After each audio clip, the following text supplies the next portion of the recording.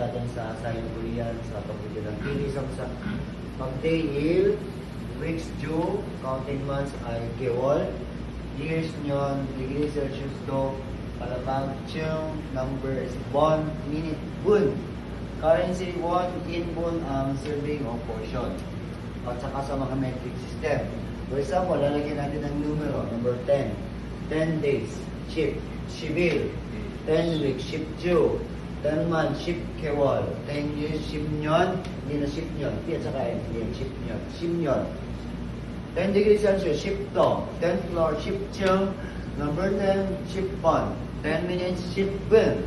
10 1, shibon. 10 serving, ship input. Dito naman, meron tayong 10 ship, 100 pack, 1,000 chon, 10,000 man. So kapag 2024, isulat sa babaan ko, E, 1,000 chon, E chon, 0, wala. E ulit, 2, 10 ship, 4, sak. E chon, E ship, sak. Ito, 9,000, 98,765. 9, ku, 10,000 man, ku man. 8, pal, 1,000 chon. So, ku man, pal chon, silbek, yuk, shiba.